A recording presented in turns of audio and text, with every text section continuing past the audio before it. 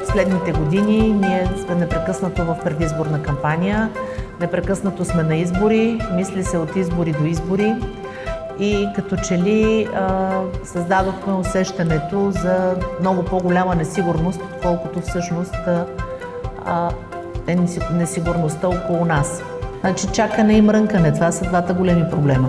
Не можеш да чакаш и не можеш постоянно да се оплакваш. Ако има нещо, срещу което аз се боря в политиката, това са точно тия две неща. Всъщност ние не трябва да забравяме, че се явяваме на избори, за да бъдем политици и за да предлагаме на хората политически резултати.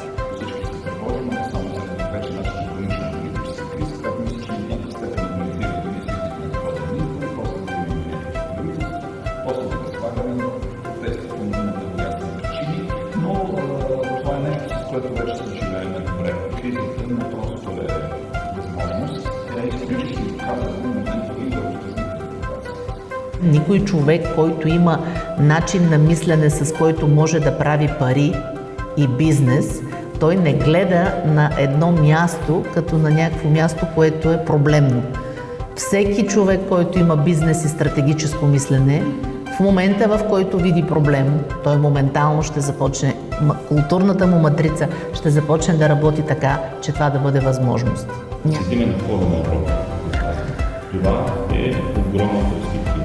Както на граница с едно от най-големите пристанища, които знаете в Европа. Оттам нататък имате две прекрасни пристанища, които са на Варна Дункова пристаница. Пристаница развива се с огромна скорост.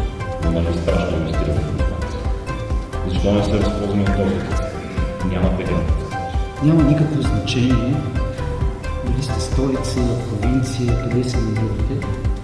Ако успеете да покажете региона си, това, което най-общо наричаме брандиране при нас, брандиране на дестинацията, брандиране на регионите, то вие ще сте успешни. Напълно успешни. Защото съвременният туризъм е при всичко на регионите. И смея да ви кажа, че съм един от основоположниците. Сега надявам се на един много голям фестивал на хляба, който ще се случи съвсем скоро тук, защото ни трябват подобни неща в фестивала на културната ни част. И аз мисля, че този регион просто притежава тази притегателна сила.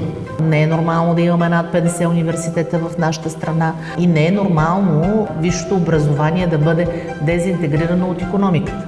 И със сигурност университетите трябва да са част от тези индустриални паркове, за които ние говорим, защото патентите и иновациите, те се раждат там. Човек, колкото и пари да има, той не винаги може да измисли най-вярното нещо.